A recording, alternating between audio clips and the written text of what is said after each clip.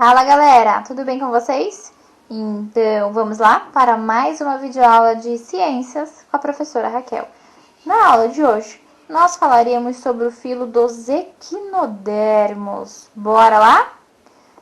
Para quem quiser acompanhar, estamos na página 41. Quem são esses equinodermos, pro?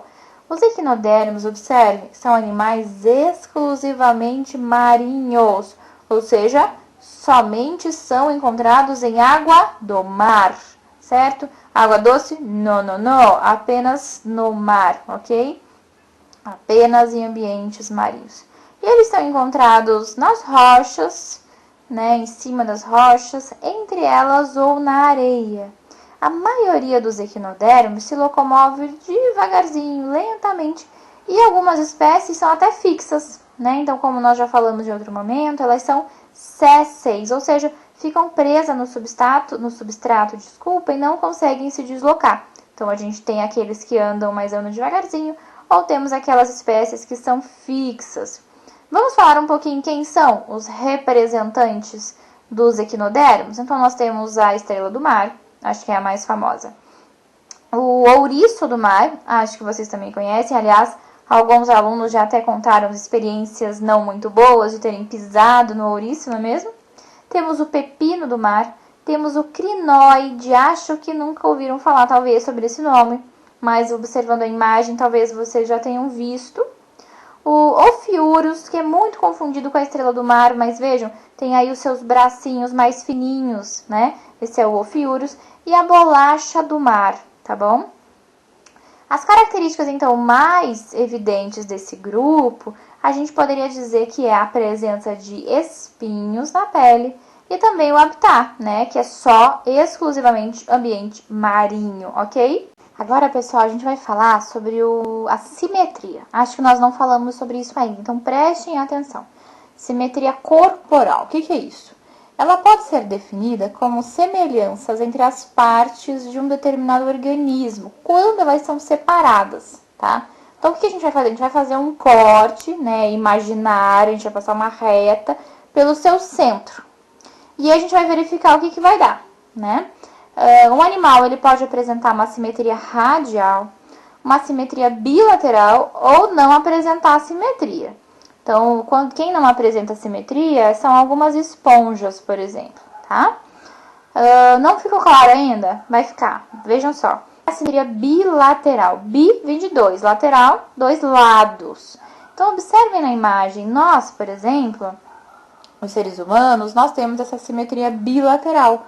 Ou seja, nós apresentamos duas partes semelhantes quando nós passamos aí uma linha imaginária pelo nosso centro.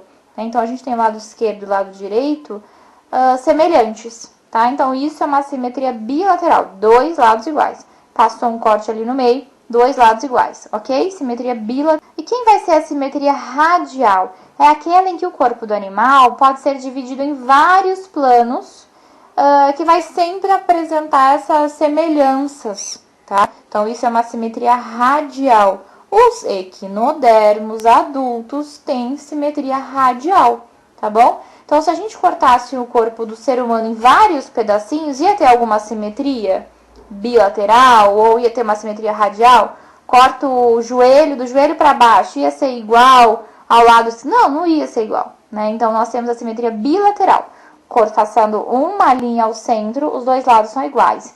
No caso dos equinodermos, nós temos a simetria radial. Então, a gente faz diversos cortes, né, diversas linhas, e aí a gente tem eles semelhantes, tá? Então, aqui, olha, eu trouxe uma outra imagem para vocês observarem. Então, a gente tem um exemplo de uma estrela do mar com a simetria radial, né? Então, um equinodermo adulto apresenta a simetria radial. A gente vai traçar diversos cortes, diversas linhas imaginárias, e elas vão adquirir aí o mesmo pedaços semelhantes, tá bom? Setores, então, iguais. Gente, falamos que os equinodermos, eles têm espinhos na pele, né? Além dos espinhos, os equinodermos, eles possuem um endoesqueleto. O que significa esse prefixo endo? Lá nos artrópodes, nós estávamos falando sobre exoesqueleto. E esse prefixo exo, até então que nós falamos, significa externo. Então, eles tinham um esqueleto externo. Agora, não. Os nossos equinodermos, eles têm um endoesqueleto. Endo significa interno. Então, eles têm um esqueleto por dentro. Pessoal, tem um cachorro latindo aqui. Se vocês estiverem conseguindo ouvir, eu peço desculpa, mas não tem opção. Ele não parou de latir o dia inteiro. Eu até esperei um pouquinho para gravar a aula, mas ele não para de latir. Então, se vocês estiverem ouvindo, peço desculpa. Bom, então os equinodermos, eles têm um endoesqueleto, tá bom? E esse endoesqueleto, ele é formado de calcário, tá? Está bem pertinho, assim, da parte da superfície do corpo deles, mas é a parte interna. Parece até uma armadura, né? Como é o caso do ouriço, fica bem duro mesmo, né? Entre os espinhos, em animais como as estrelas e os ouriços, nós encontramos estruturas em forma de pinça, chamada de pedicelárias. Observem na imagem. Acho que agora vocês devem estar ouvindo o cachorro. Então, observem ali na imagem, nos espinhos, entre alguns espinhos, a gente tem parece uma pinça, que é chamada de pedicelária. Essa pedicelária, ela vai ter algumas funções, olha que bacana. As pedicelárias, ela tem a função de manter a superfície limpa do animal, manter o corpinho dele limpo, porque ele vai remover os detritos do corpo do animal. Então, é como se fosse uma boquinha ali, digamos, um robozinho, né? A garra, o garra do filme Toy Story. Então, ele vai, assim, limpando a superfície do corpo do animal. Além disso, essas pedicelárias também podem auxiliar na captura do alimento, tá bom? Bom, os equinodermos, eles também são caracterizados pela presença de um sistema hidrovascular. Vamos entender o que é isso. Hidro com certeza tem a ver com água, né? Vamos entender. Que também pode ser chamado de sistema ambulacral. Esse sistema ambulacral, ele está relacionado com a maneira como ele vai andar. Lembra que a gente falou que os equinodermos andam devagarzinho ou nem andam? Os que andam, então, vão andar através desse sistema ambulacral. Ele também ajuda na respiração e na captura de alimento. A gente vai ver o que é esse sistema ambulacral. Pessoal, ele é formado por um conjunto de canais que são ligados aos pés, nos quais circula a água do mar. A água, ela entra no animal por uma abertura chamada de placa madrepórica, tá? E vai fazer pressão quando a água entra. E é essa pressão, né, essa pressão da água, somado com a ação dos músculos que enchem e esvaziam as estruturas chamadas de ampolas. Quando as ampolas se contraem, impulsionam a água para os pés ambulacrais, que se distendem e fixam sua pequena ventosa a um substrato.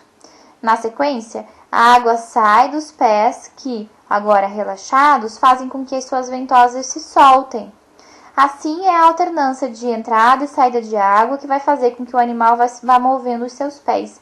Essa cena das ventosas, a gente até viu no filme do Nemo, né? Quando a estrela do mar, se eu não me engano, acho que ela estava no aquário, lá daquele dentista. Ela tá grudadinha assim, aí ela vai se soltando. E é justamente por essa questão da entrada e saída de água, tá bom? E sobre o sistema digestório dos equinodermos, como que acontece? Ele é completo, ou seja, o que é mesmo o sistema digestório completo? Apresenta boca e ânus, certo? A alimentação desses animais é bastante variada, tá? Alguns vão se alimentar de algas, de restinhos orgânicos, né? Pedacinhos de peixe que ficaram lá, estão em suspensão na água, né? Ou que estão presentes na areia, no meio das rochas, plâncton, crustáceos, moluscos e outros pequenos animais.